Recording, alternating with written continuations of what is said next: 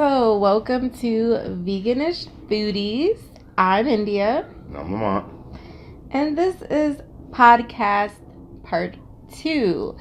We're talking again about transitioning, taking it one day at a time, setting yourself on a slow pace, and eliminating as well as adding new things to your diet slowly. So, last podcast we finished talking about transitioning off of meat.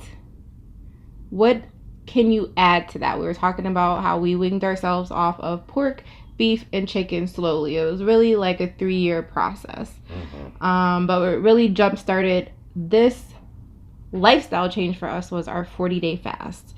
Do you want to piggyback on the 40-day fast? I didn't want to do it. So, to really go into that, I pretty much probably have the same mindset as everybody else. I mean, yes, I wanted to have better health. So the transition for me was for a better feeling with my stomach and my body overall. I worked out. I've taken supplements. I'm very active. Most of my jobs required me to be active. But then when I started becoming an entrepreneur, now I'm not as active and I eat out more. We like to travel, eat vegan, and enjoy life. So I really noticed that when we would eat different foods, it started off with travel and just eat. I wasn't eating vegan at that point in time. So, like you said at the beginning in 2017, I really was just being aware of what was going on and being supportive, which might be what a lot of other people are doing this for. You know, you're more aware, so you're just trying something different. So you're trying to transition it, or you might be supportive of a partner or a family member who's trying to battle something, and you're just going with it as well. So with that, you should again in the first part I was talking about take it 7 days, 14 days, 30 days. Prior to that, we didn't include before our 40-day. We did like a 30-day no carbs. You know, we did 30-day challenges. Yeah, I forgot about those. we did no Fast food. Yeah, no fast No food. fried food. Holy smokes, I forgot about those. I was just gonna say like we did no dairy and The no carbs was the hardest one for me per se. And we no fast food, no dairy. It seems like there was something else that we did. Oh, the main one, this wasn't a 30-day one. This was to try to get off bacon. So even though we said we stopped doing pork a long time, maybe like 2 years prior to 2017, it was very difficult to get off of bacon.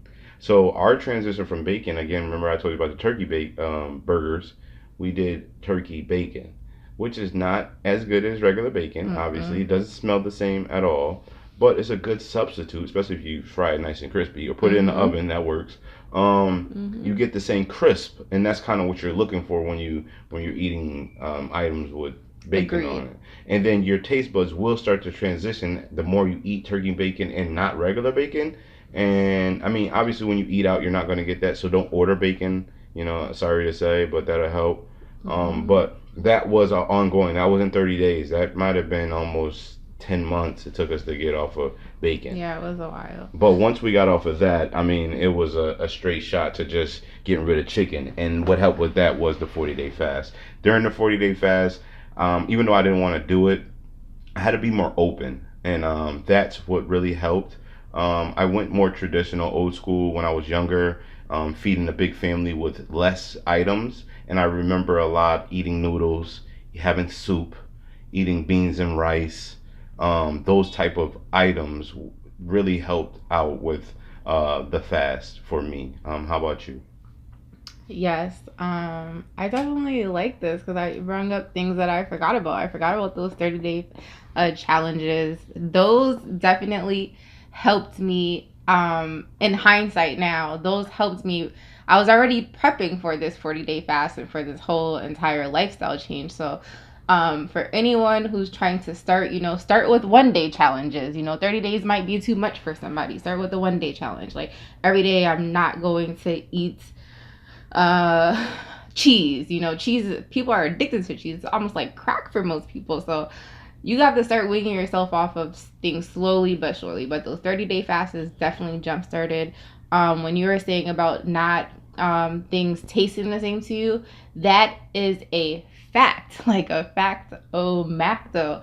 When you eliminate something from your body, whether it's a day, a week, or 30 days, your body actually does its own cleanse. So now it's almost like your senses, everything is heightened. So when you go back to that thing that you thought was so great and so yummy and it was so familiar because you've eaten it your whole life, now you can taste the grease, or now you could taste the sugar, or now you could just taste how the oil sits in your stomach, and now you feel crappy, and now you got to go to the bathroom. Maybe you can't go, you're constipated.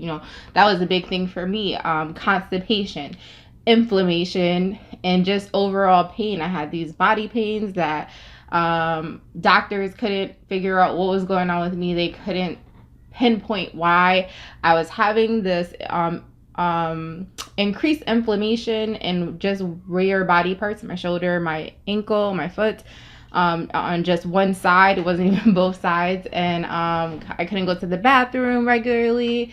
And I've had gained a lot of weight, and I was attributing it to maybe like working overnights. I was working overnights at that time. So I really didn't know that it was coming from my food.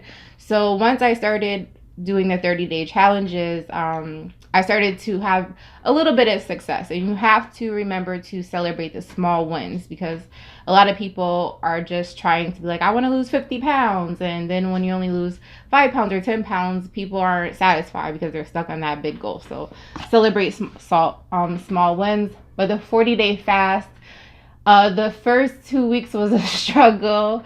The sugar withdrawals was real because we were on a cruise right up before the 40-day fast. So we were eating good, drinking good. I was eating a lot of sweets.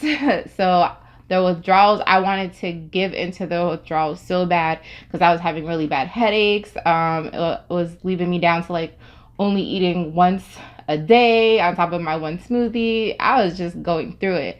But I want to tell anybody that you have to push through. It's just like when you're working out. Like, it really doesn't count until it starts hurting. And most people give up when it starts hurting. Like, you have to push through, because that's when you start to see the results. Like, you did that extra 5, you did that extra 10. Now you're starting to see your 6-pack come in. It's the same thing with this fast. Now I don't miss the sugar. I actually try to consume less sugar, consume less everything. I've drastically changed my whole entire eating. I don't crave a lot of the things I crave anymore. In fact, a lot of the things I used to love and been eating for 30 years actually gross me out when I look at them or see them or even smell them now. So it's been a total transformation. It's bring along Veganish Foodies, lots of things that we're working on for Veganish Foodies. So 40-day fast was good for me, but it was a struggle to get through. But once we got through, pushed through, and yeah, I love smoothies and juice.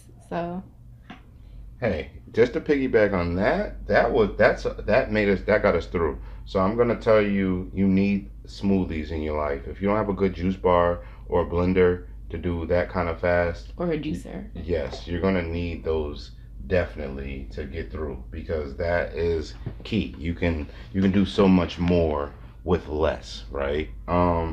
I think you hit another major point when you were bringing up the fact that you've tried different things to get you to the point where you were able to deal with, like, your withdrawal from the cruise, your withdrawal from sugar, your withdrawal from different things. So many people, when you transition, you go through these things and you forget that it's trial. This is a life journey.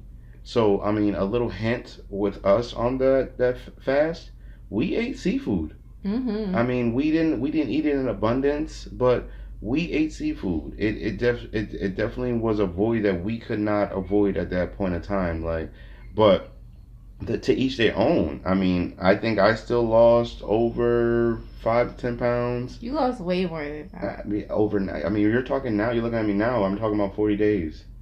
Yes. Well, to be fair, we did not weigh ourselves, and we took pictures before and after, and you could definitely see a drastic change. Yes. And now what happens is you lose body fat over like weight. In So I inches mean, yeah, in also. inches. I That lost a made lot of inches. so that's really what happened. Like I was at work, and a lot of my clothes, even to this day now, my clothes don't fit the same. I can't say that I'm not still like a 38 waist, but I can probably squeeze into a 36 with no problem at this point in time. I mean, it's just not as comfortable. But my point of saying that is the inches will come off when you're transitioning. Try different things when you're transitioning. Give yourself a chance to adapt when you're transitioning.